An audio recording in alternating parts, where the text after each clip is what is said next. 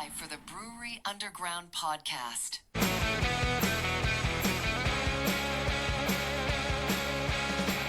In Nashville's harbor wise, craft and brews will meet the skies. Stephen Scott, they lead the way. Brewery Underground, night and day. Raise your glass, let's ignite. In this city, we unite. Raise your glass, let's ignite. Hey, we are off and running here on the Brewery Underground podcast. Well, we're not exactly running, but Stephen Scott and Scott, there is something today that I right off the bat, I think, and I just said, because that's a crutch word of mine. That'll be edited out. Right out of the gate. Out of the gate. Maybe that'll be edited out. Hey, You got it out of the way. got it out of the way. We've been doing this podcast almost 3 years now. But Coming up on it. nothing is in comparison to the brewery Ska Brewing in Colorado. They've been around since 1995, bringing the history. Scott, bring in who we have on today from Ska. We've got a guy, and I feel like we've talked to him for the last 5 minutes. I feel like I know him for a while now, and I feel like he's one of those guys who's got a great personality, and you probably hadn't met a stranger, which is a great thing. We've got Dave Thibodeau, who's co-founder, president, and operations of Ska Brewing out of Durango, Colorado. Dave, welcome. Well, Welcome. thanks for having me, guys. I appreciate it. Happy to be here. Yeah, this is awesome. I want to give a little precursor how we got to connect with you. So we had on Emily Hutto, who know pretty well.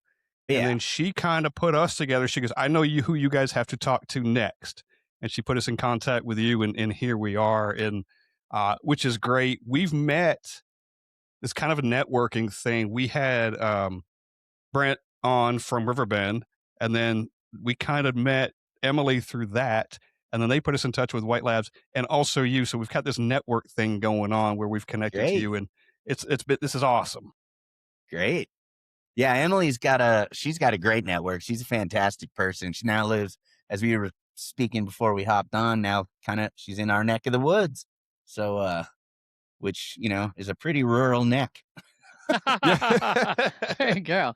Well, Yeah, describe that area if you don't mind. Durango, Colorado. Kind of tell us geographically where that is within the state. Yeah. It's interesting. We're about a 6-hour drive from Denver. We're the far southwestern corner of the state.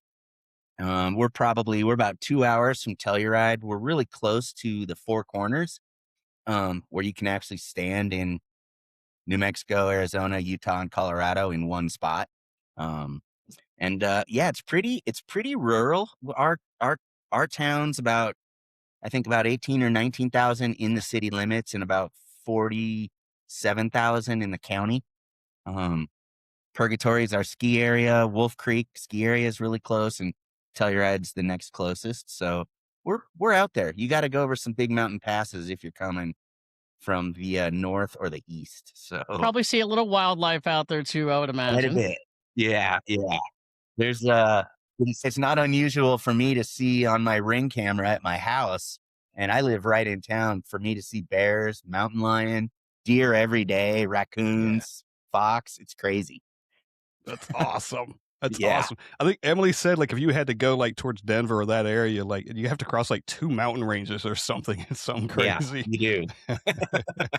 Not an easy way to get there. Pros and cons to that. Mm-hmm. Without Well, a doubt. we do have to mention that Scott and I recently shared a beer that Emily had sent from Ska, and that was your West Coast IPA that we both enjoyed. We don't have any Ska on this episode tonight. However, I know I got something else. I have one of your stickers right here. How's Okay. that? Well, I apologize for that. I know some was sent and it just hasn't got there, I guess. Just hasn't It's all got here good. yet. It's It's all okay. good. Yeah, it's all It's good. okay. Look, I can pretend. Look, I've got the Ska koozie. I can pretend what's in here is Ska. Look. Yeah. I've got some Ska, so I'll go ahead and start with I just had a West Coast. I had to kind of prime myself. Mid-afternoon, I'm low energy, and Yeah. it's 3:30 here. And so a beer at 3:30 pops me back into action. So Yeah. Let's we go. go. Round 2, baby. Let's go. Well, we had the Ska in Scott's garage. He was actually brewing some beer recently, and I brought the Ska over, so we made sure we did a beer share on it at West Coast IPA, and it was really good. But Thanks. today on this podcast episode, I have something that was given to us by another podcast friend, Rich from the Foamy Heads. This is Creature Comforts. It is the Piano Keys, the Ale Sharpton, and yeah. I've been drinking this for a little bit now. It's an Imperial Stout, and it's pretty good. Nice. Jesus. Yeah. Steve started with like a makes good beer. 9.6. Oh my gosh. Starting big on this podcast episode. I've got the and we've talked about this many times. Stokehouse, the original.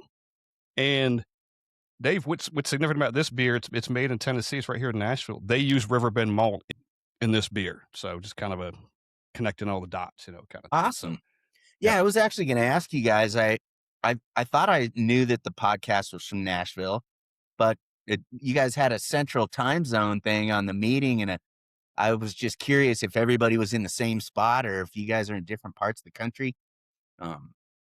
Yeah, he and I are just 30 minutes apart, so we're central. And I think when we put in Riverside, I think it puts our time. I assume it. When you see the invite, does it just say Central Time, or does it give your time? Yes, and it says Chicago. So I think we had confusion on that one. I think we were an hour off one time, or our guest was an hour off, but we made it work and it was fine. Yeah, that's fun. That's a funny thing with podcasts and interviews. You're trusting the computer to do the right thing, when you accept anybody's invitation, and it doesn't always do the right thing. I always worry about it because I look at it. You never when you book a plane ticket, you're getting ready to book a plane ticket. You make sure the date's right and the time of the date's right. And you look at it 100 times before you hit send or whatever. I do that with this thing. I'll look at the invitation 100 times to make sure the date's right. It's an AM or PM. Just making sure you got every detail is just right. And I've still gotten it wrong. I've even shown up at the airport on the wrong day. Well, the other thing is, at the time we're recording this, it kind of dawned on me today that you're from Colorado, and I'm originally from Cincinnati. You might see some of my obnoxious Red stuff back there. The Reds are actually playing the Rockies right now in a series, Oh, no so kidding. the game will be on later. So who knows? Maybe, hopefully, it'll be a good game. Where is the game? Where is it? In Cincinnati. It's in Cincinnati. Okay. Yeah. Yep. I'll say for the Colorado, they hit those 500-foot home runs out there, don't they? Yeah. Right. Are you guys both Predators fans? Yeah. Mm-hmm. Awesome. Yeah, you guys got a pretty good team out there. You guys got a pretty good team. I'm fired up about it. We have a team that's, I don't know. I'm not going to say much more, but I'm really looking forward to this next series. So, and you won the President's Cup too, didn't you? I think so. Yep. So yeah, and there's been a curse on the President's Cups teams that win it, but you guys don't seem to be hindered by that at all. You're rolling. Yeah, it doesn't. I don't know. That's never really been a Colorado sports thing. The random different curses. I mean, really, if you think about it, the Avalanche isn't that old of a franchise. I mean, it is. That was in early '90s, 90 or something. But Broncos, there just haven't been curses. I mean, we just kind of suck most of the time. But the Avalanche, they're just something else. And our Nuggets are having an okay season. There's some issues there, but they're squeaking along. They're still in the playoffs. But the Avalanche is, and I don't know. Hockey's just the funnest game. It's fun to watch, fun to play. I love hockey. So. And when you get to the playoffs, it is a complete different. I won't say the energy is so much more. It's so much different. It is. It goes up a whole nother notch. Yes, it's so amazing to me that hockey, the difference between the very best team and the second best team is, and it's always going to be one goal game. And it's like, how can the best team still win all the time? And then, a lot of that can go out the window in the playoffs. It's just because the energy is so different, Yeah, That's right. Exactly.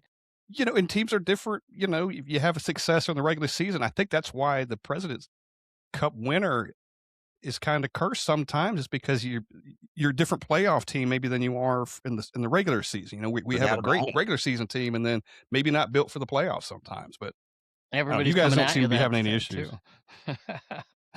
too. I hope not. I hope not. I don't have any issues. We like playing you guys because you whip up on us quite a bit. So every time you come here, so it's like, oh, we're going to lose 8-0 again. Dave, we have so much to talk to you about, but we don't want to miss out on a headline that just happened to you recently, and that was you all just won the gold at the World Beer Cup for True Blonde in the English style pale ale category. And man, can you talk about that? Because that had to be such a tremendous victory and achievement for you guys. Oh yeah, it was. We were on a little bit of a drought. I think the last time we won was 2021. And it was True Blonde. I don't know if it was Great American Beer Fest or World Beer Cup, but yeah. So going, 4 or 5 years without winning one of those major medals, that's like it's kind of hard. You wonder if you'll ever win one again, and it's so hard to win right now. So like, there's breweries, like our good friends up in Golden, Colorado at Cannonball Creek, who win every Great American Beer Fest. They'll win at least one, if not 2 or 3. They won Small Brewer of the Year this past year. Those guys keep winning, but I think they're an anomaly for the rest of us, especially a lot of the legacy brewers. It's just so hard to win with 10,000 breweries out there, But this one was really kind of validating because it was the very first beer we ever made here in 1995. The very first batch of beer was True Blonde, and we've won, I think, 5 Great American Beer Fests, and this was our 3rd World Beer Cup with that beer. So it's just I think it's a testament to your flagships when there's a lot of noise going on and a lot of craziness and diversity, which I love. But I think, you don't ever want to give up on your flagships and get caught chasing too many trends, because they're there, they're solid. And True Blonde stays, we're not growing as far as territory goes, certain beers are growing, new releases growing for us, but that beer just maintains a rate of sale for us that is something we can depend on. And it's just been consistent and the same thing year after year after year. And, I don't know, it was really special to win again. And especially with that beer. And it's like I said, we were all in our tasting room watching it live. And, when you get through half of the competition, when you're sitting there watching it with a bunch of customers and stuff in the tasting room, and you haven't won, and you've gone through like 2 or 3 categories that you were entered in, you're just like, what? There's no fucking chance we're going to win anything, And then all of a sudden it happens, and like the whole place just erupts. And I don't know, it's a great feeling. So I really appreciate you bringing that up, because I'm still on a high from it. How many breweries were you competing with in that particular style to win? I'm going to say it was 73, but I might have just pulled that out of my butt. Well, I don't know a why that lot. number's in my We'll just head. say a lot. It was a lot. Yeah, in that category. So the Yeah. categories are all so big now, it's just crazy. Well, that's got to give you such validation after 31 years. It's this consistent beer that you keep coming out, that you put out every year for 31 years. And not that beer gets dated, but you've seen breweries come and go, and you've seen beers come and go in these categories. And you're still doing it after 31 years with one of your flagships. It's amazing. And like you said, you get that validation, like, shit, yeah, we're still doing it.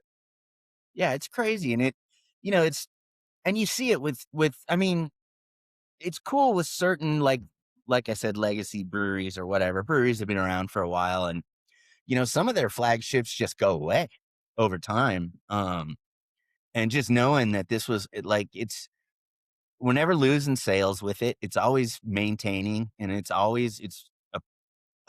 really popular beer in our tasting room.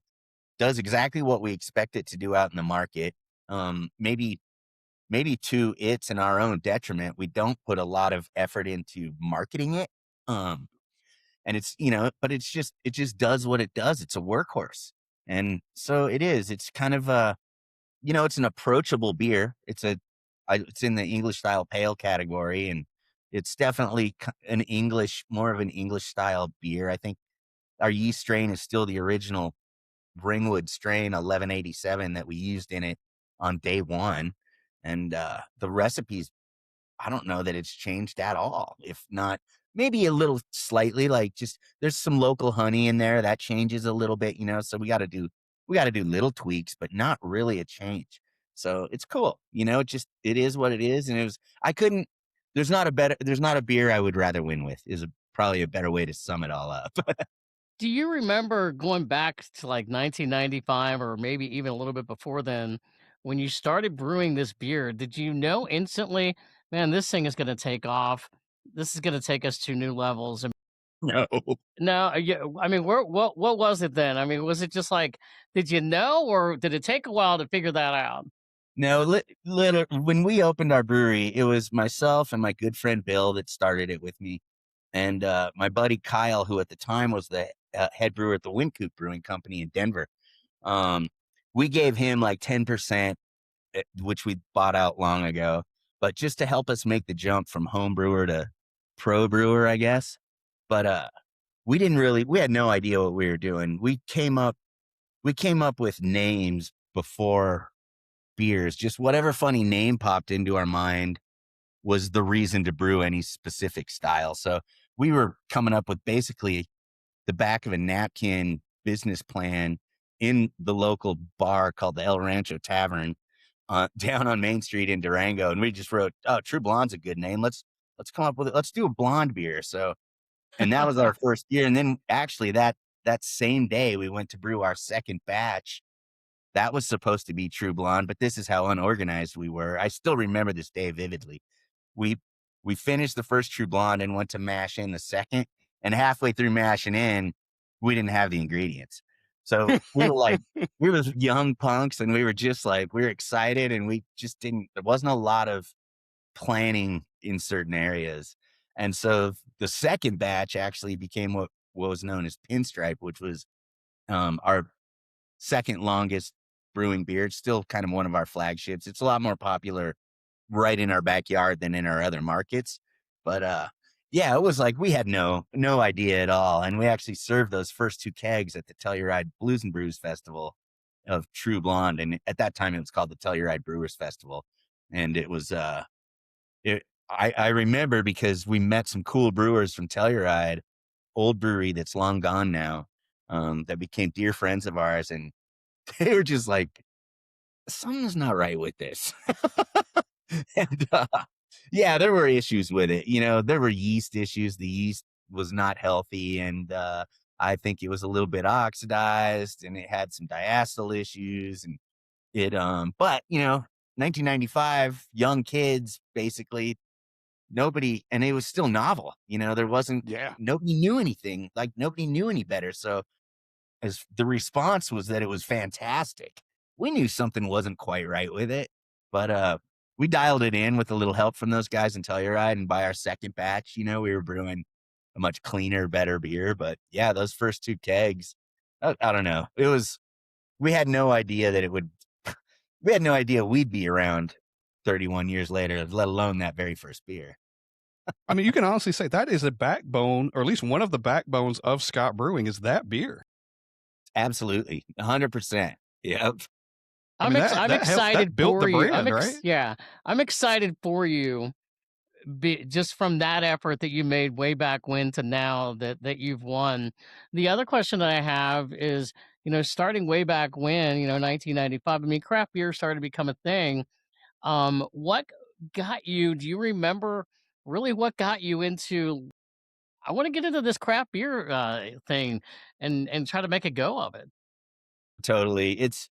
I've told the story a lot, but Bill and I in we were good students, but we partied in high school, and so we were really into drinking beer when we were in high school. And we were actually in my dad's living room, my parents' living room, and we ran across a book, and then on the spine it just said beer book, and it was like a 3-ring binder. And we were like, beer book, awesome. When we pulled it off, just because it was alcohol, we pulled it off the shelves, and we opened it up and we started flipping through it, and we're like, what is this? It's like pages of notebook paper. And we realized that it was homebrew log sheets, and my dad had been homebrewing, and this was in about 1985. And his first batch in that notebook was in 1969, and his last batch was 1980. So he probably quit right about when I might have started to notice what he was up to. because I would have been in like 7th grade around then. And we started flipping through that book and we're like, oh my God, he was actually making his own beer. My dad was making his own beer. And, 69, 8 years before it was even legalized. Yep. And Yep. well, we're flipping through it and we're thinking, like, where does he add the alcohol at? And that's when we realized he was actually creating the alcohol. And that was just a light bulb moment.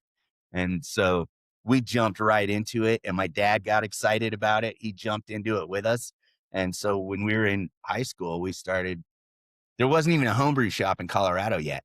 And so we started brewing with my dad. We bought all of our equipment and ingredients from a friend of his up in Wyoming, made a road trip up there. And you could buy malt extract in the baking section of the grocery store at the time.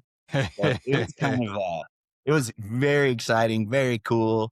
And that's what got us into it. And then it became our complete passion. And even through college, I was a communications major, and every project I did, whether it was a speech, a video, a technical writing paper, it was all on brewing beer. And so our dream was obviously to open a brewery at some point. And, we Right did it, on. very little money when we were still really young, and we had no business sense other than a couple classes in college, and had no idea that it would actually persevere. So it was, to think back about, like, we got in it at the right time, but it was weird. You couldn't just Google how to start a brewery, So Right. And it like was you said, you're getting stuff out of the grocery store, but ingredients still just had to be hard to come by. There weren't, totally. stores you could go to or stuff to order off the internet. Like, you probably had to scramble to find stuff. Yeah. In fact, hold on one second. See if I got this here. I just stumbled across this yesterday. I've got it here. Maybe I got rid of it. Well, it was it was actually typed out on a typewriter, and it was a price book from my dad's buddy who sold the ingredients out of his basement in Wyoming.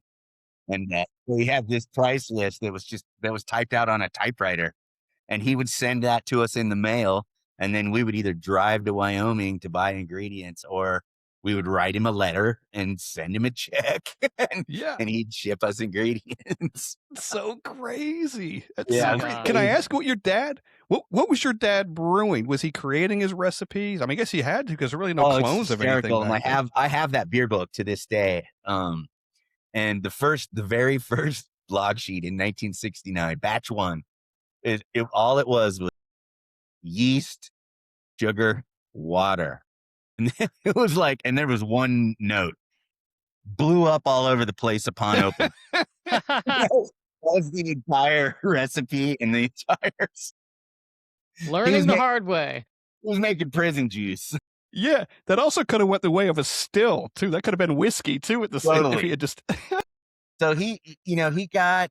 I don't know if he ever even got a hold of, the Complete Joy of Homebrewing. The Papazian book back then. But that was what we started with, and but yeah, his the recipes were very, very simple. They got a little more complex.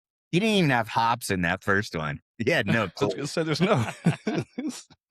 It's Just trying when it he from got back scratch. into it. When he got back into it with you guys, was he? I can just imagine, like, his homebrew stories, like, because he probably was doing it by himself, or maybe with a couple of buddies. I bet he had some really great stories from those days.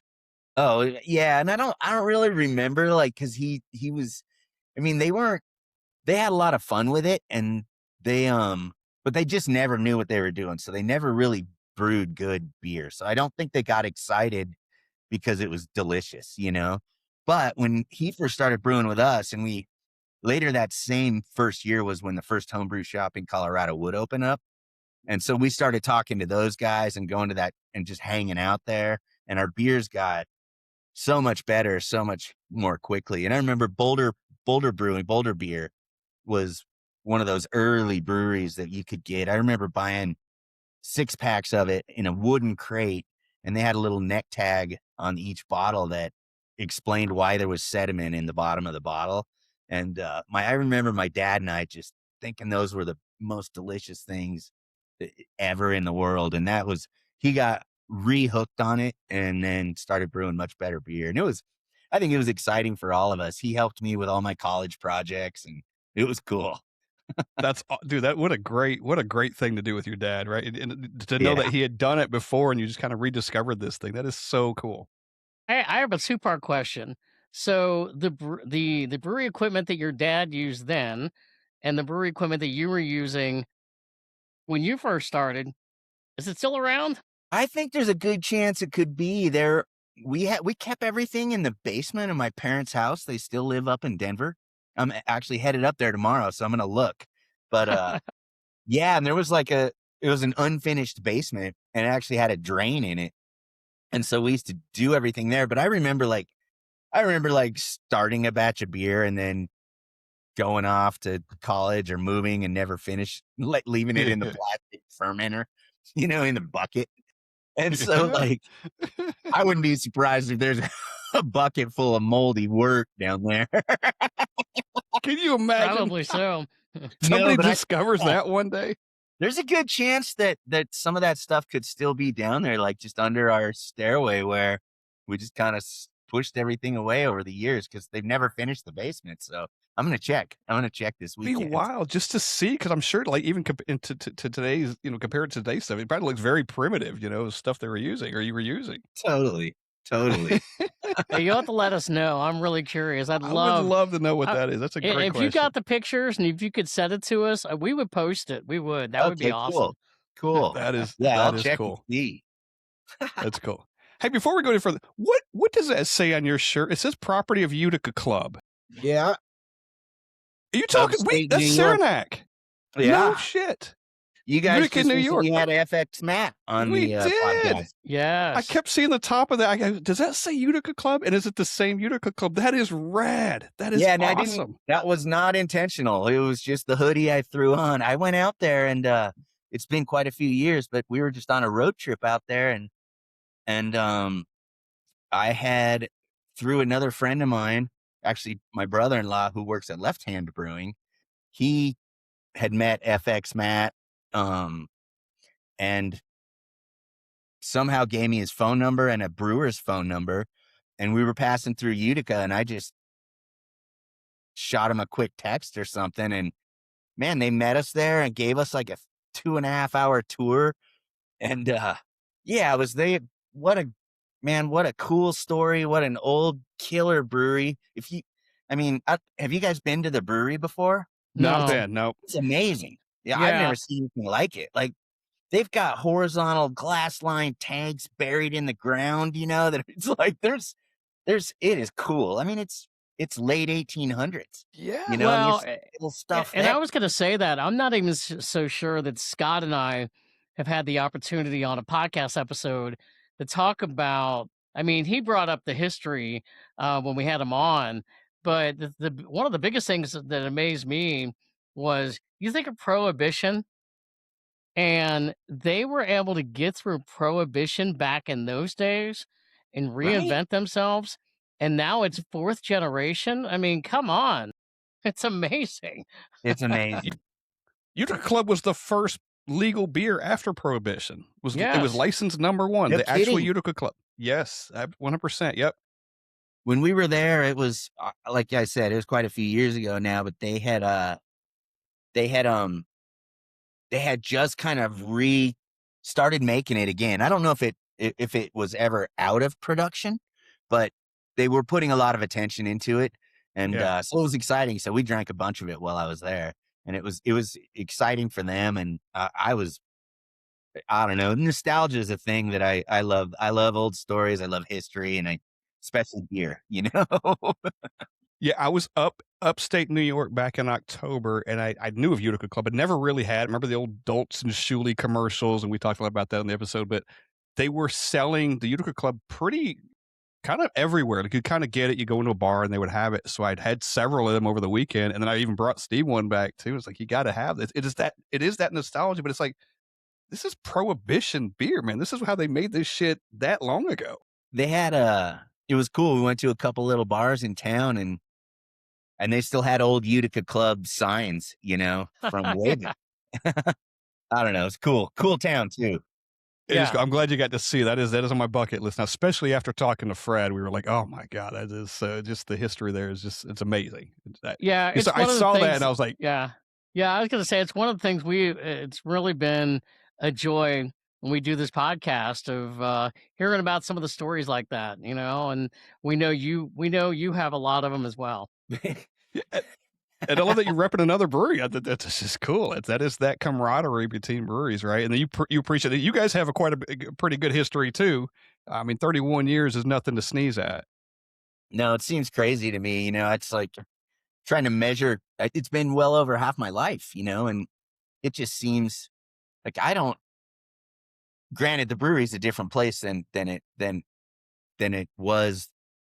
Far different place than it ever was. It's a much different, bigger, newer building, and but it's really weird. To me, like when I walk in here, I still feel the same, and I I still feel like I'm that same age. I feel like a kid, and beer's still that exciting to me. And so I don't know. I love coming in here, and it is funny thinking about it. It's interesting, and I don't know if Emily told you this, but my two partners and I, my other partner Matt Vincent, he joined us after our first year. All good friends, and we're the same three owners all this time. But we sold the brewery this past year, and so I've been going through all our old corporate documents. I just found our original stock certificates that we bought at the office supply store and issued to each other just yesterday when I saw that typed out homebrew. I've been going through all that stuff in the last couple days just because it's all in boxes in my office. And I don't need all that old corporate crap anymore. It's corporate crap, whatever. But, I don't need the stuff from our original operating agreement or whatever it was, So I'm just cleaning out my office, but it's hard. I can only do it for about 15 minutes before I start tearing up. Yeah. Because it's so I don't know. It just means so much to me. Yeah, it's something you built. I mean, you built it's your baby. You built it. Yeah. Is it cool. hard to pin down like of some of the stuff that you've found so far? Is it kind of hard to pin down like two or three things in particular that you've come across where you're like, whoa? Yeah. I mean, there's I was just trying to find that typewritten homebrew sheet, but I do have some of our homebrew recipes. This is our West 3rd Avenue coriander wheat recipe. And you've kept them. What's that? And you've kept them. Yeah, I can't get rid of this stuff, Like, can you read the page you just showed? Yeah. The page you just showed, can you read a little bit or can you tell us a little bit like what the recipe was for that? Yeah, so this was a coriander wheat beer, and this had to be, it was before we started the brewery, so it was probably 1994. 5 pounds pale two-row, 5 pounds of wheat. I wonder if we were doing full grain at this time. So yeah, 1/2 pound Crystal, 1/2 pound Munich. Let's see. Gosh, it's hard to. We added some gypsum at some point. I love this. Added water at 200 degrees. 5 quarts of water at 200 degrees, held at 155 for 15 minutes. I can't remember what our equipment might have looked like on any particular batch. Because my third partner that joined us, Matt, he ended up, I don't know if you guys know this company, but he ended up starting a company making depalletizers for canning lines called Ska Fabricating or Ska Fab, which he sold in 2021. But he just had an engineering mind. So every day we were like, every time we brewed, we thought of something cooler we could do. And we'd run to the hardware store and create a piece of equipment. And he actually turned it into a multi-million-dollar business, over the years. And he sold it and did really well. But it was that was all just because it wasn't available to us. So we would engineer it and create it. So our equipment was changing all the time. I remember making heat exchangers out of copper and garden hoses, in the hardware store. So I see we got some Irish moss in here. The hops looks like all Willamette hops. Oh, Mount Hood, and then coriander. Did that particular beer make it onto your tap list at Ska? No, it never did. And, I think I know why. Matt, my partner, him and his roommate that he lived with, this is when we first met him. We met this guy because in Durango, Bill and I, we didn't know him yet, but we were the only home brewers that we knew. It was just the two of us. And we were doing all grain, and we heard about this kid doing all grain homebrew. And he was a punk kid, and he was with a bunch of skateboarder kids, and they all lived in one house on the other side of town. And we heard he was having a homebrew party, and he was going to have 3 kegs of his homebrew on tap on his kegerator that held 5-gallon kegs. And we just had one for an alt beer that we had just made. I even remember the beer. And we were like, let's just show up at this party with our own 5-gallon keg of homebrew, see what happens.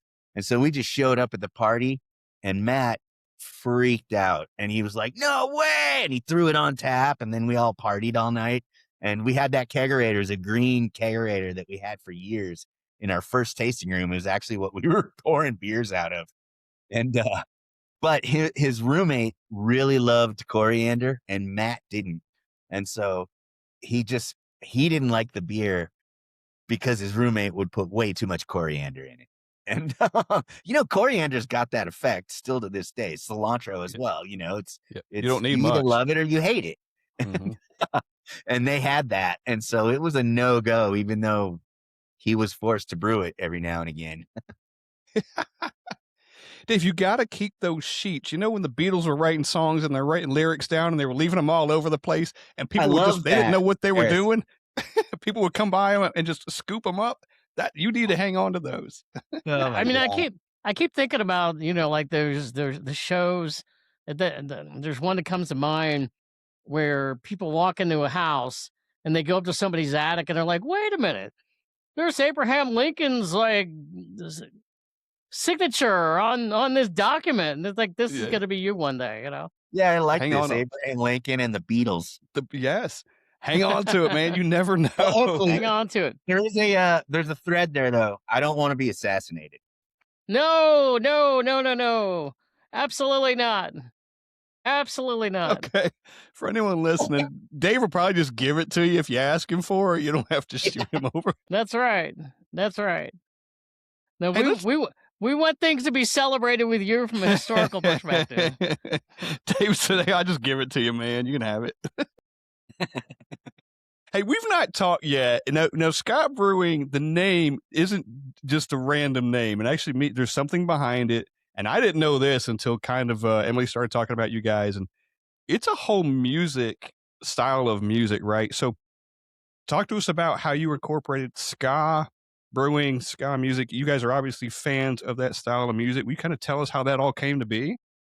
Yeah, you bet. It's I mean, that's the core of the whole thing, obviously. And it's when we were ska music, for those who don't know, it originated in Jamaica in the late 50s.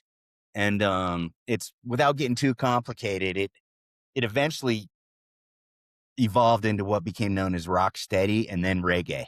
So the roots of reggae is traditional Jamaican ska.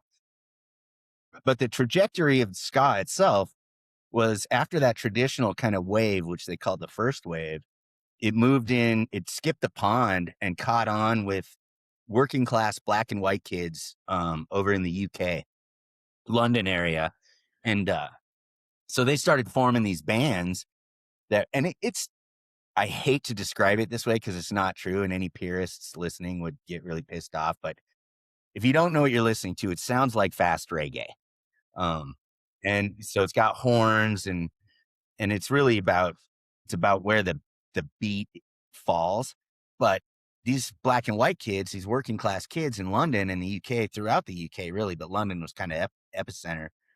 They started forming these bands, and that became known as the two-tone era, with bands like the English Beat and the Specials, the second wave of ska. And then it kind of skipped the pond back to the United States and that was the third wave. And that's where it kind of started to merge with some punk rock. So it was like punk rock with horns, and you'd have this ska beat. But anyways, back to what it meant to us. In high school, we were really into punk rock and ska. our brewing regimen, it's like sports fans. Like, we're very superstitious about brewing. You guys might have some superstitions like throughout your procedure, however you go about making a batch of beer. There's probably certain things you're pretty particular about that are hokey, you know? Right. Yeah. You don't And really so, want to say it out loud. yeah, our two criteria every batch was we have to listen to ska music while we brew, and we have to drink the beers we're drinking have to be from the previous batch or the newest one that was ready to drink. And so those two things are what we always did. And then, back then it was nobody really, it was novel to have a bottle of beer with a label on it. Those were the early Apple Macintosh computers. And we were making labels and cutting them out with X-Acto knives, but we could print text in green or red. So it wasn't, we just had we made funny, silly labels and gave them out as Christmas presents. And we would always put, whether it was my kitchen or Bill's kitchen, Ska Brewing, brewed and bottled by Ska Brewing Company, Dave's Kitchen, Denver, Colorado, or Bill's Kitchen, Boulder, Colorado. And then when we actually got to the point, we're 10 years later where we're going to actually start a brewery, I was like, well, what are we, all the breweries at the time were named after mountains, rivers, or dogs. And I was like, well, what mountain, what are we going to call it? And Bill's like, oh, we're calling it Ska. We're not changing that. And I'm like, nobody even knows what that means, Some of the college kids for sure, but Bill insisted, and I'm glad he did. And so, yeah, we moved forward and called it Ska Brewing. Some of the, our first account was, one of our first accounts was off in the mountains by this reservoir in town and right outside of town. And it was a steakhouse, and it was a bunch of cowboys, that lived out there, and they were like guides and hunting guides. And those guys made up an acronym for it, and they told all their customers it stood for shit kicking ales. And it was just an acronym for shit kicking ales. So, we're in a rural area, a lot of cowboys here. So it's like half the town was college kids. They knew what ska music was. Half the town was cowboys. They thought it was shit kicking ales. Hey, I And do we've want to handed it say, ever since. It was like all we knew at the time, what we were really into was beer, comic books, and ska music. And so we wrote a comic book. All our characters were people from within the ska scene, and all our characters became like names of beers and labels that we still use to this day. True Blonde was actually the heroine character of the comic book. So pretty, and it was all ridiculous, but God, here we are somehow. Yeah, and service, but so you kind of hinted on this. You've incorporated that into the brand. You've got labeling. You've got. We're going to talk to you about your website in a few minutes because that's a whole conversation because it's awesome. yes, it is. You've got that in there. So it's totally incorporated into the beer and the brand and the labeling and stuff. And I think that's cool. You're able to maintain that and have maintained that the whole time. Yeah, I think it's I think that's one of the cool things. I mean, we talk about it all the time because you never want to lose, when you've been around this song, you don't want to lose any kind of culture you've created or authenticity. And it was like, man, it's kind of like, well, we have to just, stick to the comic book. It's like, and we actually, no joke, we go back to the comic book sometimes looking for direction. It's like, no, man, this is what it's about. This is what we're about. And I think, if there's one thing like millennials and Gen Z can sniff out, it's inauthenticity. Yeah. It's like when you're genuinely doing what you've always done and you're truly yourself, that goes a long way. And I think that, that's good advice, I think, for any brewer or any business person at all right now.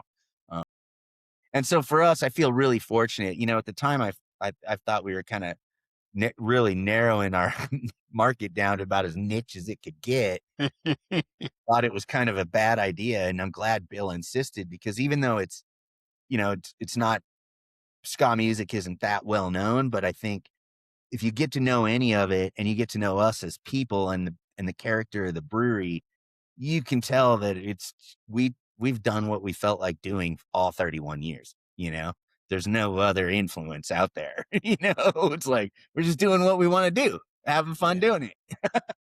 Wikipedia is not always the most greatest source for different things, but if you type in ska, Wikipedia has a whole page about it.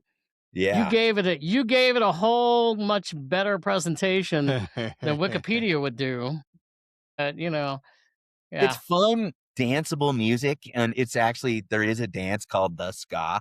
There was an old classic album called Dance the Ska. We actually put out our own album called Drink the Ska. I'm gonna And it's say got that these, looks very familiar. Some of yeah, that got these classic ska dance moves on the back. And those are actually employees of ours. Where can someone find one of those records? There's the record company that we did this with is called Jump Up Records, and they're out of Chicago. Dude, He that's the curated coolest half thing. the album. I curated the other half. It's cool because I've always been so into music, but I can't play anything. So now I've actually put out a record, even though You've I'm not a created musician. something. Anyway, but it's yeah, and so it's kind of it's the music itself is traditionally it was kind of a blend of R&B and like traditional Caribbean rhythms, and it kind of but it's very danceable and fun. You know, it was that two-tone era or that second wave was pretty political. Well, a lot of it has been very political, but also very fun and danceable at the same time. And that's where all the black and white checkers come from too. That I was the love that. second wave, and that's a unity thing between black and white kids that were in part of this movement. And for us, it worked great back in 1995 because there wasn't digital printing, and if you wanted to print stationery or business cards or labels, you know, printing just black on white was the cheapest way to go. So, you know, bonus points Yeah. right there for the motif. You mentioned early on that you like coming to work, and when you come into work, and it's you kind of feel like you're that age. Dude, you go to work, you're making beer, and you've got this music thing around you too. Like it's got to be the greatest job on earth. You've got all these things around you that you just love, right? It's the music, you're playing the music, and it. How many people could say they like going to work that well? I'm guessing probably not many. I'm pretty grateful. I've got to admit, you know, like selling the place, still getting to be here. I'm really glad that they just don't want anything to change. It's two local guys that bought it, and they're retired, and we've known them for a long time, and it's cool because they want me here, and they don't want anything to change, and I feel really fortunate because of that. But yeah, I mean, I just couldn't imagine anything else now. You know, for having one job for 30 plus years is not ordinary. and No. and it's mostly because people get tired of it and they want to move on. And whether it's a brewery or not, I mean, maybe not everybody that jumped into the brewing industry in the last 15 or 20 years should have, you know, but for me, it wasn't ever a question. And you know, I still believe very solidly in beer, and I know it's facing headwinds, and but it's been very cyclical. I've seen it just in the time that we've had our own brewery, but over history for thousands of years, you know, it's gone up and down, and a lot of other trendy stuff is come and gone. And so I really believe in beer and the magic of beer and the feel of a pub and all of it. I mean, the diversity of flavors and the things you can do with beer. To me, it's just so great that I mean, how could you not love it? You know, it's like, and Yeah, just listen to us talking, you know? yeah. I know. I think there was a point that I thought about in the beginning when we talked about your True Blonde. Scott and I have talked about this with other brewers. Certain styles of beer that are coming back now, lagers. Your True Blonde in 1995, and all of a sudden here we are in 2026, and it's it's still relevant to this day. Maybe 10, 15 years ago people weren't buying as much. I don't know, but here they are today, and it's winning awards. Yeah. I think it'll be cool to check, like, let's see what happens over the course of this month since the World Beer Cup. Sure. You know, does consumption of it go up? I mean, it seems like there's been a fair amount of attention around it. I feel like between the GABF and the World Beer Cup, we had a bit of a lull, like maybe, I want to say maybe, I don't know, 7, 8 years ago till 5, 6 years ago. And then since then, I feel like I get really excited again about not just us winning awards, but any friends winning awards, and it's starting to get attention again. And so I wonder, if we're going to get any legs out of that, particularly in our tasting room.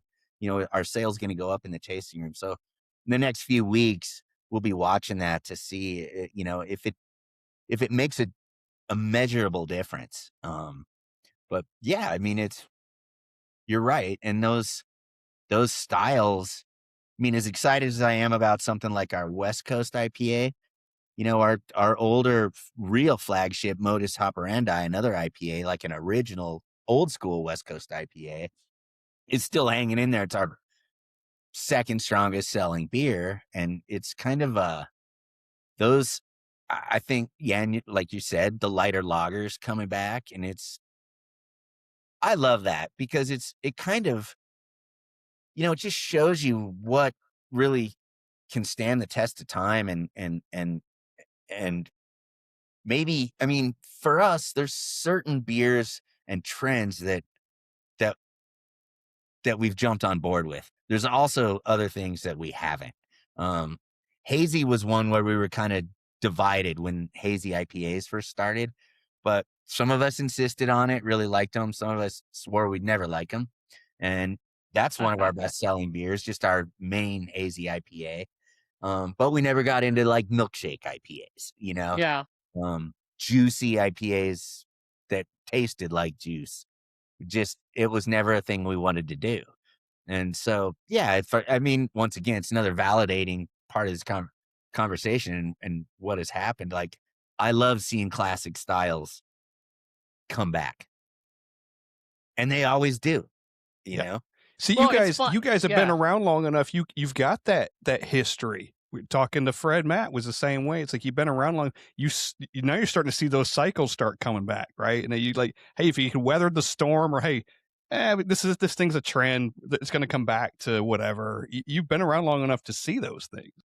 Yeah, it's crazy. I mean, we can track it in our own numbers, we've seen it just within our own brewery come and go, and those styles, they come back, and they always do.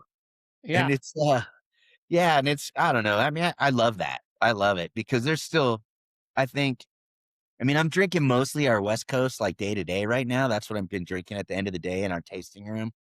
But our older IPA and blonde are beers that they're go-tos for me, at home on the weekend, whatever it is. That's what I've always got a nice stash of. And I don't know. It's great. It's like you said, it's cool to see that it does come back, maybe we'll see. There's a lot of, I mean, a lot of stuff like that, I guess, in life where it's the old stuff was cool for some reason at some point, and now everyone's starting to realize why again. Well, and I think it's good to touch on this because last year for your 30th anniversary, you had brought back some of your flagship beers. You did it each month. Are there certain beers and certain ones, kind of going a little bit what we were saying before, that really had some special meaning to you that you were able to bring back last year? Yeah, there was two. When we first started, it was I'm kind of glad you asked that because it's fun to think about. But when we first started, and I remember like some of the brew pubs that kind of created a chain, like Rock Bottom, for example. Yeah, And friends they were working here at in Nashville. Platform back then. And their MO when they would open a new brewery, and this is mid 90s, I don't know after that really, but they would give some freedom to the brewer, but they were like, you got to hit this color spectrum. You got to have a light looking beer. You got to have an amber beer. You got to have a brown beer. You got to have a dark beer. And so that was kind of our mentality when we started, because that's what we got from other people that were already out there doing it. And that is how we came up with Blonde. And then Pinstripe was our red beer. And then we had two other beers, Buster Nut Brown and 10 Pin Porter.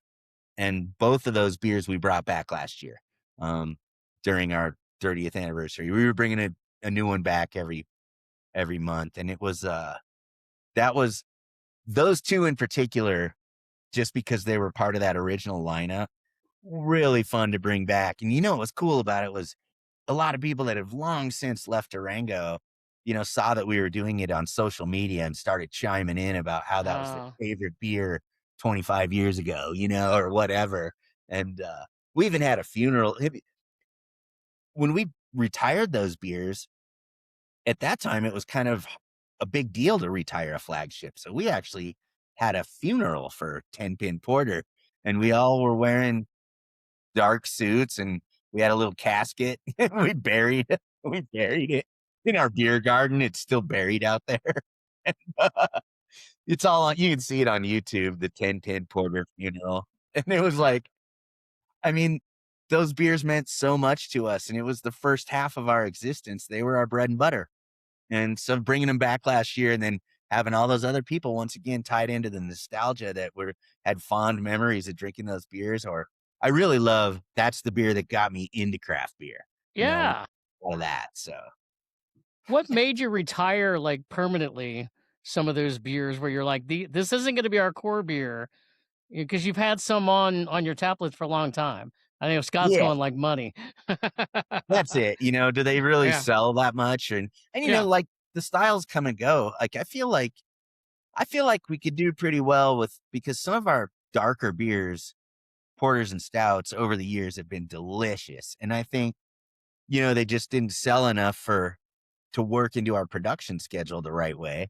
I have a feeling some of those darker beers might be able to make a triumphant return in the coming days. And I think because that's what I'm drinking now. Like when I go to a new brewery, a brewery I haven't been to yet, I'm trying to find a porter or a stout. And it's kind of just because for so long, I'm definitely a hops guy and I love IPAs. For so long, I just go IPA is just a go-to. And now I'm like, man, I'm really enjoying something with a little malt and some darker malts and a little less hops. And I'd love to bring back some of those beers again, or at least a twist on those beers. Do you pull out the notebook for those for those for those? You literally pull the notebook off the shelf and start shuffling through recipes. We do. And it's funny because I have my own notebooks that actually have notes about why, but then our brewers they have the old recipes, and it's funny because I look through my stuff and it's like, well, this is what we were doing. This is why we were doing it. This is why I'm on the kind of more on the marketing side. And so I was always into like the labels and the comic book side of everything. And so I look back through that stuff and like, what made us think about this? And God, how can I get that creative again? I got to spin off of this somehow, Yeah. As the brewery grows over 31 years, you start out as kids and we're just going to make some stuff and we start this brewery. But then after a while, you got bills to pay, right? And you got beer, you got to sell things so it's like, yeah. okay, we have to shift mentality at least a little bit, right? We have to sell beer. We can still make the fun stuff, but we want to stay in business. We have to do this business thing too, right? Yeah. It was really apparent like when that day kind of hit because, like I said, we had blonde, red, brown, dark, and then those all worked because it was all new to everybody. Craft beer was, and there's all these, you're learning these styles, and then certain styles definitely started to grab hold. And then when craft really started taking off in the early aughts, mid aughts, and diversity started going crazy, then it was kind of like you couldn't just survive on porters anymore. There's definitely exceptions. Black Butte from Deschutes, for example, still their flagship to this day. And it was kind of but I remember, I don't even know if Duck Rabbit Brewing, do you guys remember those guys? Are they still I do. I think I see them from time to time. Yeah. They were all stout, It was we just never had them out in Colorado. So now it's hard for me to know, what breweries are still around because unless they're distributing, there's so many. unless you're distributing nationally, it's hard to tell. But Yeah. some of that, and then I've seen other breweries that concentrated on one style of beer, and that's hard. I think we have a good example, Bierstadt Lager House in Denver, that focuses just on German style lagers. That's really purist and specific about it, and they do a great job. They were definitely for a while a brewer's brewery, like brewers wanted to go there and drink, but they don't stray, and that's an example of where I think it's really worked over time. But there's been a lot of breweries that have had a concept from opening that I'm only going to make this style of beer or that style of beer, and that doesn't stick for very No. long. Can you give a ballpark estimate from when you started in 95 to now, how many different beers have you brewed? Oh God, I mean, I'm not asking like the exact number, but just like a ballpark. we have right now we have 20 taps in our tasting room, Okay. and they're always full. And we have a new beer in our tasting room, not necessarily a distributed beer, every Friday. So, but for those first 10 years, it was really only 4 beers. I mean, Okay. we have occasional one-off batches, and we do special beers for certain events. But God, in the last 15, 20 years, I can't even, so many different kinds of beer.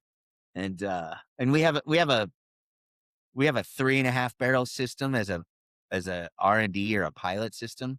And then we have our big system. And so we're always messing around on that thing.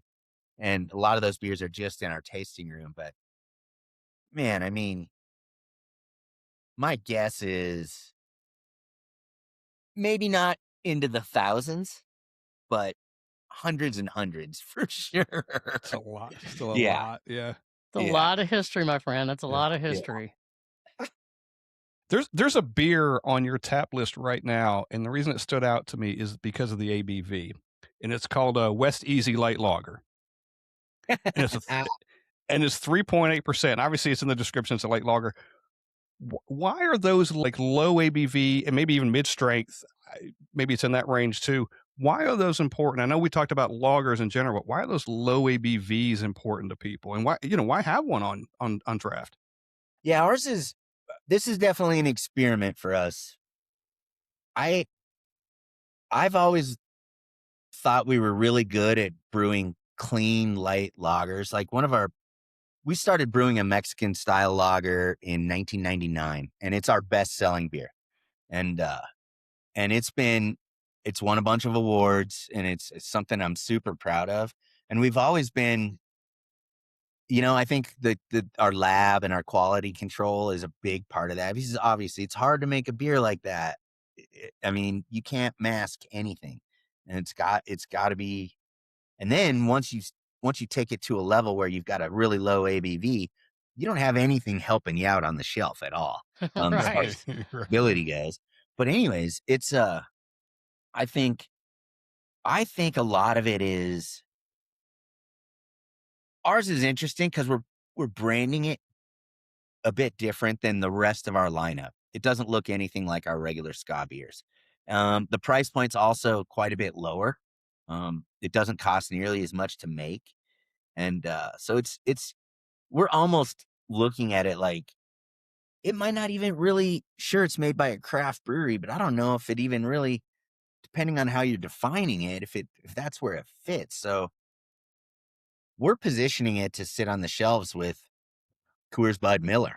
But we'll see how that goes. That's an experiment. But back to just low ABV and mid-strength beers, I love to see the mid-strength beers that are still a particular style, not just a light lager, but like IPAs or whatever. Even though we kind of went through a phase of session, it's a little bit different now. Maybe it's a little bit more accepted, but it's interesting because I think what we're seeing is a reaction to Gen Z not drinking as much. People our age, a lot of my friends that probably kept us in business all these years don't drink half the amount of beer they used to. And then there's trends like zebra striping. Are you guys familiar with zebra striping, where you where you drink an alcoholic beer and then you drink a non-alcoholic beer and then you drink but you alternate. Yeah. Okay. Where is that becoming a trend at? I think it's just a thing. I mean, I don't know, but it's kind of people trying not to get hungover, but still want to go out or still want to have some beers. And Okay. so older people, and then I think younger people, millennials, I think are pretty solid consumers, but they're very, they have a lot of information coming at them digitally about health, and so it's easy to spin somebody's outtake on beer or whatever. And I think lower calories, less gluten, less alcohol, all of those things, less carbs. Those things are all, there's definitely segments among beer drinkers and craft beer drinkers that are appreciating beers that take that into account more so than they ever have. And that's where you're seeing a lot of the growth right now. I just was reading an article that the BA put out today that mentions Founders and Harpoon and their lower ABV, lighter beers that they're coming out with. It's a good article. It's worth looking into. Yeah. Just at the Brewers Association. But for us, it's interesting. We had a lighter, lower ABV beer called Ska Lager that we had out for a couple years. We discontinued it last year. And our employees that drink a lot of beer, especially the brewers, they'll taste and drink all of our higher ABV beers. But when they're just sitting there in the tasting room, putting one down after another, that's what they were drinking. And it's just because they're going to get up and come to work at 4:30 in the morning or whatever it is. Yeah. And it's like, and they're younger, and it's like they could put away quite a few more beers and still function the next day than I can. So for me, it's difficult because it's not my kind of beer. I still like hoppier, little bigger beers and darker beers. I don't like light beers that don't taste like a lot, even though I appreciate the difficulty in brewing them. But it's something that's impossible to ignore when you're a brewery, I think, our size. It's happening. Kind of branding the West's Easy Light different than all the Ska stuff it's a little bit of an experiment as sort of a sub or off brand that I don't know how it's going to go. And we're not releasing it market wide. We're just releasing it in the southern part of Colorado out of the gates to kind of just see what happens. But already our crew, our actual employees are drinking a ton of it. Yeah. It's crazy. Yeah. Yeah, it was going to be a question of mine. Could you have even predicted like 5 or 10 years ago that, at your place, non-alcoholic and what you're doing also like some of the CBD sparkling seltzers. Could you have predicted 5 or 10 years ago that, hey, this is what's going to be a trend in 2026? It's interesting because one thing we do have is we have a non-alcoholic, just flavored sparkling water called Skagwa. We've been making that for years and years, and that actually stemmed from one of my partners getting a DUI when we were much younger, and we drank a lot of beer while we were working when we were younger. Probably not the best idea, but we didn't know any better, nor did we care. And so he got a DUI and he couldn't drink anymore, but he wanted a bubbly beverage in his hand. This is before LaCroix, we didn't even know about that. And so we started like just carbonating water and then adding a little cranberry or a little lime. And we always had it on tap in the back so we could have something to drink other than beer for years. And then people started coming, and we had it for free in our tasting room. Like you could just go fill your own glass up with a tap just on the wall in the tasting room, any customer. And people started coming in and filling up jugs full of it, and jugs and jugs and jugs full of it. And we should start canning and selling that stuff. And so that's how that happened. But then we also got into CBD, and we've recently gotten into the THC game, very low dose THC sparkling beverages. And it's just for an alternative, and none of us are into non-alcoholic beer here. We appreciate it. We do sell it here, but we don't. It's not our beer. Right. It's not for Just you, right? offering. Yeah. Yeah, and so it's kind of the stuff that we can sort of appreciate, like these THC drinks that we make. It's only 1.5 milligrams of THC in a 12-ounce can. It's called Ska Low Dose, and those I'm having a good time with. It's fun to have one of those instead of a beer. Um, Nothing higher than that as far as milligrams of THC, but that's really been pretty enjoyable for me. Once again, non-alcoholic beer. I can't see a day when that's something we do, but back to your original point, no, 5 years ago, it was a conversation we probably had. 10 years ago, definitely not. Right. But it's now, and actually we were just looking at the numbers today. You know, our beer numbers in our own tasting room aren't up, but our numbers on all of our non-alcoholic beverages are up in the tasting room. So it's interesting, and I said it again. I said it to our whole team today. I believe in beer. There's more people coming. We have a lot of tourists that come here. It's Durango's a big tourism area, and it's very seasonal. So we kind of have to have a lot of offerings, at least because we're a full restaurant now at our world headquarters, or that's what we always refer to it as. But Yeah. we have it not necessarily for distribution or a real true revenue generator outside of Durango, but just to offer some diversity for those types of customers here at our brewery. What that tells me, at least in my mind, is you're going to get the people that are going to go to the brewery anyway. Like you've got a group of people, right? And then somebody in there doesn't want to drink or is the designated driver or doesn't want beer, but you've got an option for them too. So you get your beer drinkers in there, and then you got the other people that are going to come that might not have come in otherwise because you didn't have something for them, whether non-alcoholic or THC or something. So the spike in that kind of tells me you're getting those people too, obviously, right? Those groups that are coming in.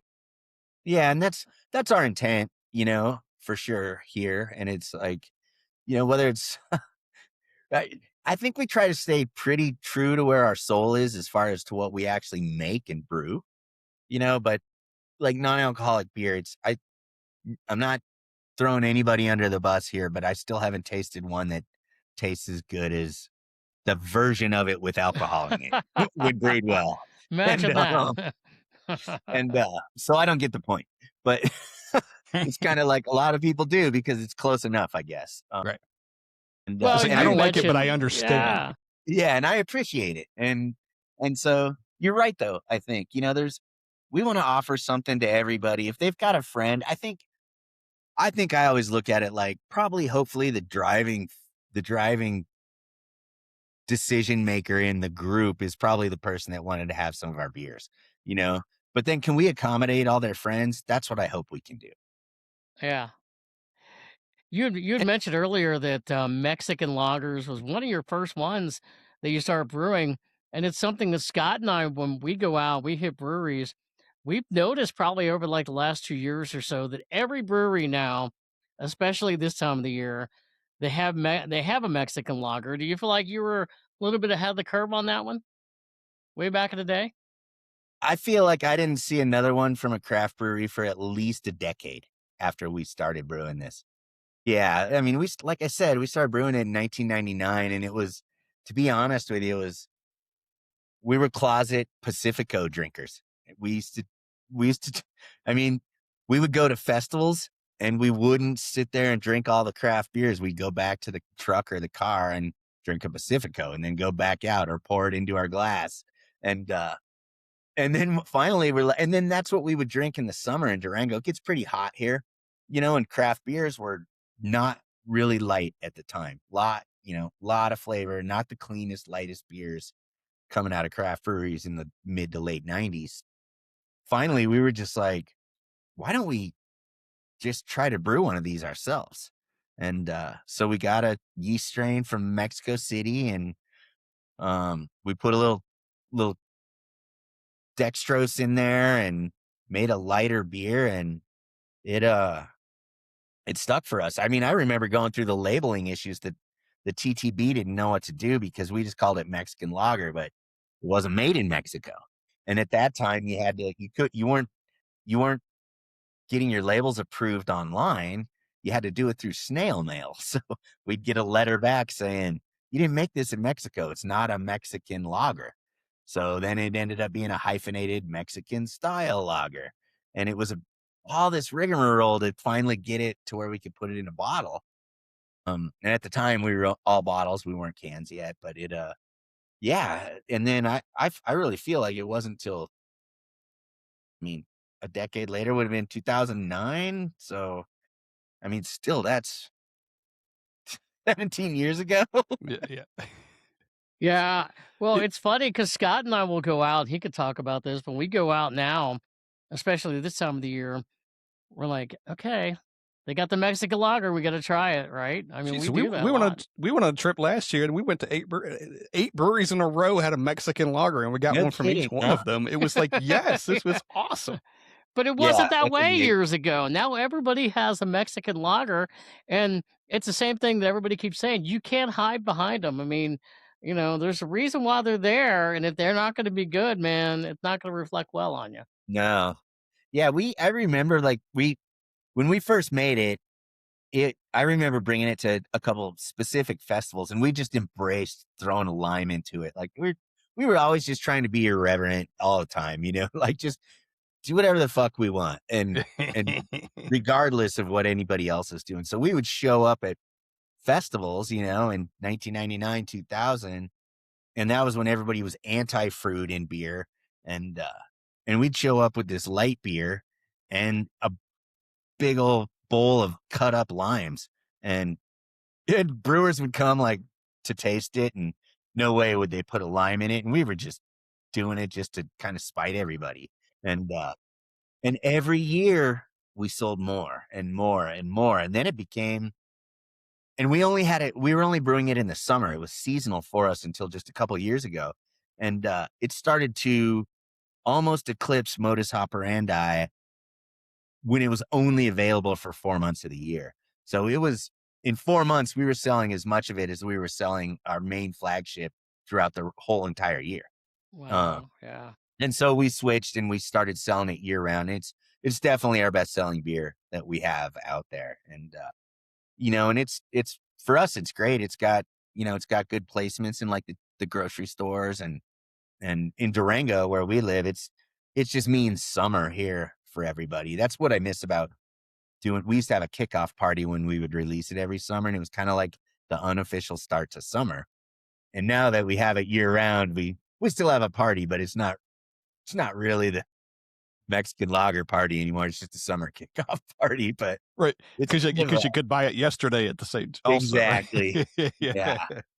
Yeah. And I don't know. I mean, it's always been a fun beer for us. And I kind of love telling the story, and I'm glad to see more. And it's interesting because they don't all taste like ours. We used to just always put this in the international Pilsner category because there wasn't anything any better for it. We didn't brew it for a category, but we'd like to enter it. It's done well. And now it's like when you are really tasting some of those older Mexican lagers that are truly derived from like German Viennas and whatever, and that are I don't know that ours is the closest representation of some of those beers that I've tasted, because I've tasted some that are really, really close and really, really delicious. I think ours is a little bit different. I love what it is, but it's really weird when you have a beer that light, how much variance is there from brewery to brewery. And it turns out there's actually quite a bit, and Yeah. I appreciate it. It's a hard beer to make. And so I like to drink them when I go to other breweries as well. But boy, when you get one that's not clean, it's Pam. And you're right, that 8 breweries in a row I was talking about, they were different from brewery to brewery, and none of them were bad. But they No. did vary, and it was like, how could it be different? That much difference between them, but they were all fantastic, and maybe some had some more corn notes or whatever it was, but they were all good. But they were all different. Yeah. Yeah, It's pretty it's remarkable. crazy. We didn't have any kind of clone recipe. We just made it up when we started. We just had the yeast strain. And that's what we've stuck with all these years. So if you're really trying to replicate Pacifico or whatever it might be, ours probably isn't the closest representation out there. In fact, I know it's not, so Hey, speaking of lagers, you do a German style lager, Oktoberfest, and we're not going to be that far off from Oktoberfest season. Can you talk about that? yeah, that was another one that another one I'm really proud of. I think it's because it's so seasonal, it's so limited. That's probably my favorite beer that we make. Um, and I think we originally came out with one. We brewed one years and years ago and it did okay. And then, and there were a lot of breweries making an Oktoberfest long, a long time ago. And then there was this big lull where it just kind of stopped happening. And I didn't see as many available on the shelves here in Colorado as I used to, but always loved the style. And so we just decided, let's just go all in, get all of our distributors on board, get all pre-orders for this beer. This was 2017 or 18, I think. And just make an Oktoberfest, get the can. It's always, this is kind of an interesting thing, but there's a minimum quantity order if you get a true digitally printed can from, the big can manufacturers like Ball. And if you're not going to sell that minimum quantity, then you pretty much are labeling your cans. And we decided to go for it with a cool matte finish. Use this old label from the first time we made one years and years earlier, probably 2 decades earlier, and reinvent the beer, totally new recipe. And man, we won multiple gold medals. We won Brussels won a gold. We won gold at GABF that year. And we were so proud of it. And it it's I don't know, it's a beer that our whole team, because we're already talking about brewing it, even though it's only April. Yeah, yeah. Um, we only brew a couple batches, if even that. And it's limited, it's just get it out and it's done. And you got to time it right, but the longer it can lager, for the most part, the better. And so it's yeah, we're already talking about fitting it into the production schedule. Yeah. And but man, it's like when we come out with that beer, it's not unlike, it's a similar beer to, we've also done a Mexican lager dark that we kind of discontinued, but we might do again this fall. They're very similar recipes, actually. It's all German roots, and but it's those beers that are kind of clean lagers, but with a little color and a little bit of a malt backbone, I think brewers in general eat it up, not just us, but those styles. Yeah, I think they're, I think those are the types of beers that brewers really, really appreciate when it's really well made. Yeah. It's a beer I'm really proud of. And I once again, that's a big part of when fall rolls around. Everyone can't wait to be drinking that again here at the brewery. Fun beer. When do you try to drop yours, and do you take into consideration, a lot of breweries drop in stuff early, or do you kind of hold back a little bit, or when do you drop yours? By the Yeah, way, can I interrupt for a second? yeah. This has become a big thing with Scott and I, the conversation about Oktoberfest, because every year we text group of friends going, "You see Oktoberfest yet? You see it?" It gets earlier and earlier every year. What's the stuff at the grocery store? Yeah. I'll tell you, I don't think a lot of people really realize this, but it's a difficult puzzle. You don't want to come in later than a lot of other breweries because people just go for it when they first see it. And it's only going to be a one-time purchase for a lot of people. So you kind of got to be at the forefront. At the same time, Oktoberfest, as we know, actually it takes place in September. So you don't want to come out with it so early that you don't have any around when it's truly Oktoberfest season. And then you got to take into account how long it takes to get to your distributors and how long it takes for your distributors to get it to the retailers. So it's a puzzle. And then if you have any still left at the end of September, when you hit October, you'll have some trickling sales. Come the end of October, though, you can't sell it anymore. So you got to run out before that. So we usually try to get it out. Every year, it seems like it's a couple days earlier, I think towards the end of July, sometime in July is when it'll probably get out there. And that gives it, the whatever's left of July and then all of August before it's truly Oktoberfest season. So it depends on how much we make. And, that was always a complaint of mine too. Like, I'm not drinking that stuff in July. It's made for July. There's a reason it's not out in July. Right. And I always blame, with good or bad, and I always joke when I say blame, but it's Sam Adams' fault, right? It's Sam Adams did this thing. They did it. Good or bad, they did it. This stuff starts showing up in mid-June. Yeah. Yeah, and then you're fucked. I'm exaggerating. You kind of got to do that. Yes. Are there any? Yeah. And are there any Oktoberfest events that either at the brewery or around Colorado that you all are involved in around Oktoberfest season? Yeah, there's some small stuff around the Durango area. I don't think we do different things like with certain retailers.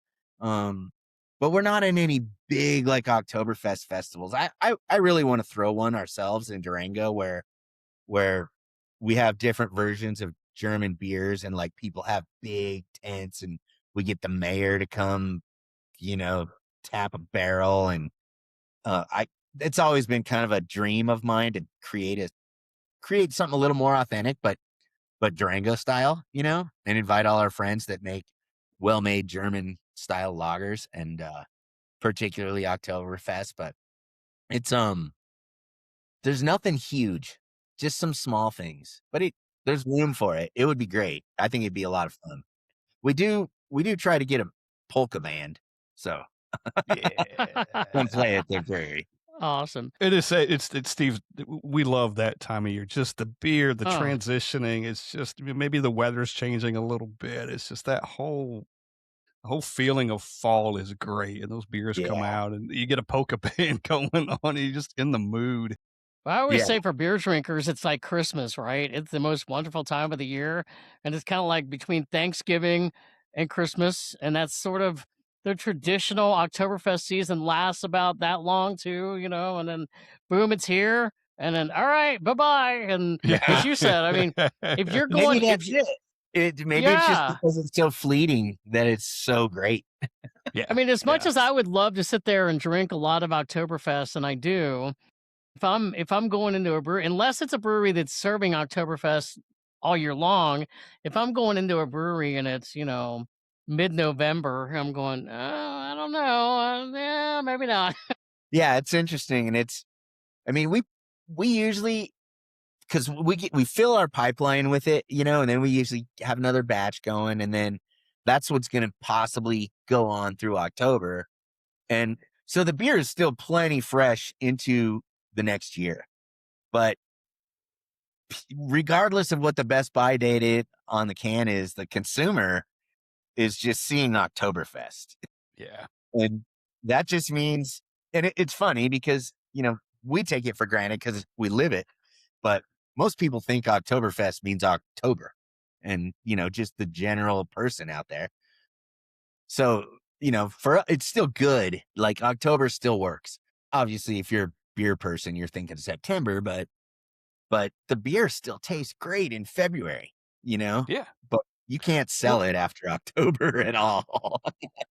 Well, Steve and I live in a part of the country where it stays hot for late into the season. So when I drink Oktoberfest through October, even some in November, we don't care because it's still not cold yet. Hell, it's been hot for 7 months. That's funny. Yep. I don't even think about that. That's funny. We're not ready for stout season yet when November rolls around. Yeah, this is almost the end of my stout season. That's definitely a thing in Colorado, like the seasonality of the beer styles and what consumer preferences, including my own. I definitely, the fall turns browner beers, the winter turns blacker beers. There's no doubt about it. And and we see it in the tasting room. It's it's real. When we had Emily on, we asked her, we said, if a brewery did 3 marketing things well, what would they be? And one of the things she said was, and I'm quoting, perfect your website and accept that it's never really finished. Your website is perfected. It's fun. It's fun. It is fun, and I guarantee it's continually updated because it's so cool. It's comic book style, comic book theme kind of thing. Can you describe it? It's very interactive. I was on it today and I kept jumping around like, this is a lot of fun. I appreciate that. A lot of the thanks for that goes out to some friends from a marketing agency that they were dear friends before I knew there was a marketing agency involved, but out in Philadelphia called Red Tedimer. And they helped us create that website and the style of it back when we first built our world headquarters here in 2008. And then in-house, our graphics person, Kara, she's maintained it ever since. So it's not easy to keep a website that's foundation is that old. It's very difficult to keep updated. But I have a hard time letting go of the style of our website. I don't want it to change. It's got a lot of that black and white that you were talking about and you showed on that record earlier. It's got a lot of that around the border and stuff. I love it. It's funny. It's a lot of like the verbiage and the text, that we wrote however long ago. It's kind of fun. Like just the story stuff is all pretty fun. The story's great. There's something on there. It's called, bear with me, I got it here. The Legion of Ska. And it's got a total comic book vibe. It's like you've got heroes and you've got villains. And the heroes are you guys. And the villains, I guess, is kind of like corporate America kind of thing. Yeah. So here's the actual comic book. Oh, look at that. Wow. That's the True Blonde character. And there's True Blonde, yes. Yeah, and Pinstripe, he's the skeleton that's in the pinstripe suit. And he is the CEO of the Rotgutson International Beverage Corporation. which at the time was Budweiser. Okay. And, and so the whole thing takes place, and the showdown at the end of the comic book is in the 10-pin bowling alley. And all of our friends that help us defeat Pinstripe and his thugs, that is the Legion of Ska. And it's pretty funny. Like, you could kind of see, here's like the whole fight scene in the bowling alley. Yes. In fact, right I here. love that it's a whole thing. Yeah, Full page motherfucking fight scene. It's like an old Batman comic book. It kind of is. It's like pow, crunch, Totally. Kabam! Kabam! So yeah, I mean, there's a lot of inside jokes in this place. There's inside jokes on our labels within our comic book, and I mean, even like our employee handbook has inside jokes and stuff. We kind of touched on it earlier, but we try to keep that flowing through a lot of the stuff we do. And so the website's like, it's just the perfect medium for that, to kind of tie it all together and give people a taste of it. And you can kind of tell, there's some fun going on, and there's a lot of story here and there, and it's all pretty much completely embellished, but there's little bits and pieces of truth here and there. Sure, there's a point to some of it, right? There's really a point here. Like if you click on each individual character, like if you click on True Blonde, like it jumps to that person, then she says something, right? Is there's a statement or something, and each of you have that. Even the villains have something if you click on them. I eat the little guy for breakfast kind of thing. I, I think it's Yeah. amazing. Awesome. I appreciate that. That's good to hear. Dave, I really is. swear, man, what's really great about you is that you were like what, your late teens when you're going through the brewing process and starting Scots and now, and I could see you now to then, and you haven't really changed. You still That's have kind that, of the point I was trying to make. I don't feel like yeah, I have. yeah. I can tell that. I mean, we have felt you through this entire podcast episode. I mean, from the evolution of everything that's happened to you, you haven't changed at all. It's great. Amazing. That's funny to hear. Yeah. What PJ O'Thugly and Knuckles? Those are Two key thugs. Two key thugs of the pinstripes. You Yeah. gotta see these. You gotta go to the page. You gotta see it's hilarious. It's great. You can't even describe it. You gotta look at it and see. It's SkaBrewing.com is the website. It is. And not only that, there's a whole lot of good stuff on the story so far is great. You even touched on it. You Tremendous. said something about Dave and Bill learned that while they loved gulping down good beer, they weren't yet old enough to buy it. You touched on that That's earlier in true. the episode. Yeah, it's absolutely it's I love this. There's a lot of good information on here, like real information. There's a lot of fun stuff on here too. Go check out the website. It's great. Something else I want to touch on before we don't want to keep you forever. We got a million things, but sustainability. You guys are really into sustainability. You've got a really nice page on your website about it. You guys, there's something really cool about it. You can collars. You went from plastic to paperboard. Was cool. You're composting. You're reducing waste. But one of my favorite things, I've never seen this before, is you use recycled jeans in the walls for insulation. Talk about that. Are they literally just widen up jeans up there? Are they ground down? How does that work? Yeah. When we built the brewery that we're currently in 2008, there were no LEED certified buildings in Durango at the time. And we wanted to be the first LEED certified building. And so one of the, we did a lot of the stuff, but unfortunate part when you're a small business owner trying to grow, to become LEED certified, you have to pay a commissioning agent to basically just stand there that doesn't live here, so you're paying for his hotel and his food and he's just signing off saying, yeah, you did the things you said you were going to do. Very expensive. And we were like, we're not doing that, So we didn't keep that guy. We still went forward with most of the things we wanted to do to become LEED certified. We didn't get the certification though. But one of the things we did amongst quite a few different things was, and this was just cool because I hadn't even heard of this before, but the R factor, how insulating a insulation can be in a wall. I don't know a lot about that, but recycled denim, blue jeans has a great R factor, like as good as fiberglass, if not better, I think.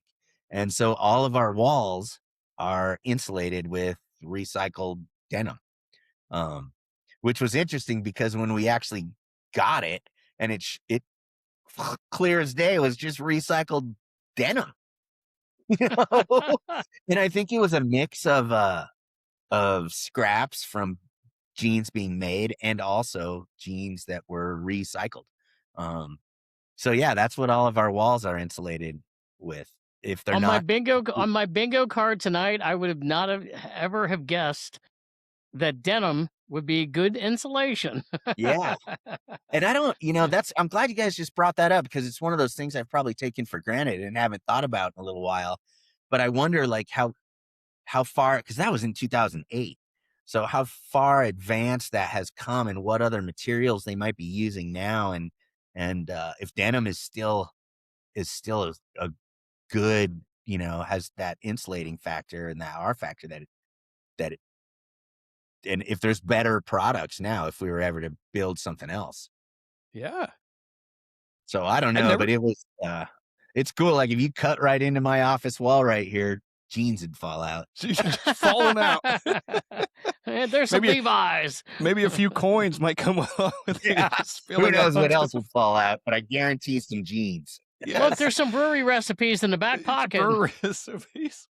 Couple of grocery lists. Yeah. Oh my gosh. I got a couple fun things I want to end on if you got a couple extra minutes. Yeah, sure. Okay. All right. What's the most punk rock thing that's ever happened in the brewery? Oh God. He's combing through the stories right now. Yeah, there's because that can mean, that's pretty subjective. I can think of I can think about a time when we had a band that showed up kind of unannounced. They were a ska band called Warsaw. This is in our old brewery, our original brewery. The tasting room was very small. It was actually an old lab that coincidentally worked out great for us. But those guys kind of showed up one day unannounced. They were an Arizona ska band and they toured a lot in the Southwest. And they ended up playing in the tasting room, which wasn't, it's the size of my office, our old tasting room. And they had a lot of people and they weren't playing their regular instruments. They were playing brewery stuff. They were all really good. They can all play a lot of different instruments. They're all multi-talented. And I was singing and this is at like 2:00 in the morning. A couple good stories like that, but this one's a good one. And it was like, yeah. And I there's a picture that sometimes I see on the internet when they're talking about this band that's in our tasting room that same night. It's like, particularly when it's this one guy's birthday, I see it pop up on some ska websites, but there was probably 10 people playing instruments really well and way past when we were legally allowed to be doing that. And it was packed and everyone but people were playing pots and pans and some instruments. And I remember a recorder and it was like, and I remember like handprints the next day on the walls and people like were everyone was on top of the bar. And it was one of the funnest nights of my life. Took some time to get over in the next few days, but it wasn't legal. Nobody got hurt. So I think that's a big thing in punk rock. You're always trying to punk take care of rock for everybody sure. as crazy as you get. And it was wild. It was completely wild, but nobody got hurt. We had a great time and everybody lived to at least do it to some extent another day.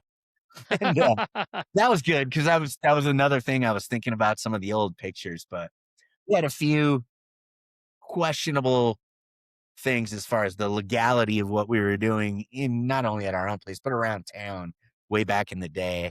And then, so I think there's some things like that, where you're just pushing the limits of everything. And well, the good news is the statute of limitations have run out on that. yeah, You hope. I'm not too afraid to talk about it. We won't tell anybody. Well, that's definitely punk rock. That is definitely punk rock. That certainly fit the bill. If you had a walk-up song, or if Ska Brewing had a walk-up song, what would it be? Not Jamie's on a vacation far away. No, I'm just thinking the Rocky. But no, I don't know. That's a great question. God, I've never thought about that, which is amazing that nobody's ever asked me that before. You know what that means then, Dave? We're going to have to bring you back on again, and you have a lot of time to think about it. Well, if he throws one out here, we're going to use one of the posts. I know. I'm trying to think like of all the okay. Yeah. I think the Toasters, we actually used to use this on that website. I don't think it's on there anymore, but the Toasters, and this is a fun story too.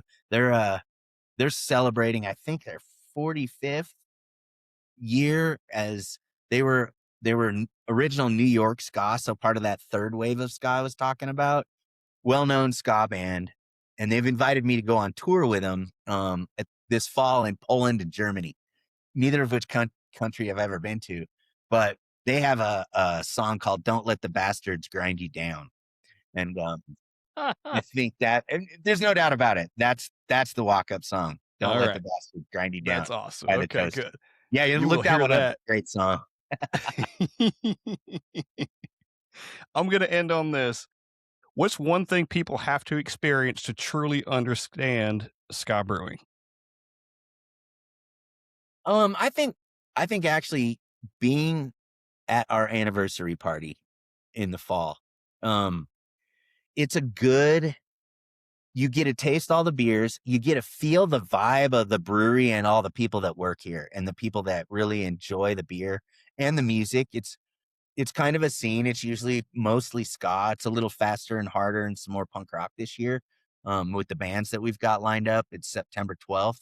It's not quite sold out yet, but it always does sell out.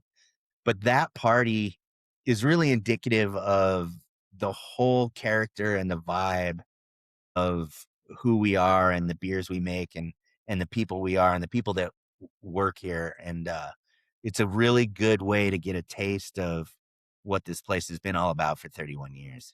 Awesome. That's awesome. Steve, you got anything else for Dave? It can't get anything better than that. I That's- know. I mean, I don't have anything. I have so many other questions, but you know what? We like to save questions for another episode. And you know what? Now we're going to twist your arm and say, will you come back again? I'd love to come back. Oh, Yeah, you guys are a lot of fun. You were great, Yeah, man. it was great too because you did a good amount of research for being in a place that can't get our beer on a regular basis. You know, I appreciate that. So I appreciate you guys for really digging into things before we ever even got started. Absolutely. We I have loved we tried every to do a minute. little digging. I've loved every minute of this episode, man. This has been fantastic. That's Great, awesome. Is there great. anything you want to end on? Anything we didn't touch on you wanna put out there? No, I mean, go Avalanche. We talked about that. No, it would be great to see you guys. You should maybe see if you can make your way out here for one of our anniversary parties. Even fun. We're gonna have to do that. I was telling Emily, like, I go to GABF a lot, but I know it's almost another world getting to where you guys are. So we may have to plan a little something maybe one of these days and kind of do both. Possibly. Maybe next time I'm the one time I was in Nashville, I went down early. I ran the rock and roll marathon like it was like the day before the craft brewers conference started. And I swore I would be back to Nashville. So if I'm getting back there to do, whether it's to run or for some other reason, I'll look you guys up and definitely see if we can go out and have a couple beers. We will show you a good time. Promise. Awesome. I We'll need a find local time. to show me around. Yes, We'll yeah, find you time want for that. you. We'll find a location to record too. That would be an absolute blast. Yeah, that'd be great. Cool. Well, Dave, thanks for joining us. This was a freaking blast. It was. Awesome. I had a lot of fun. Thank you guys. Ska Brewing, West Coast IPA. Cheers. Cheers, you guys. Cheers. Thank you. Brewery All right. Underground Podcast.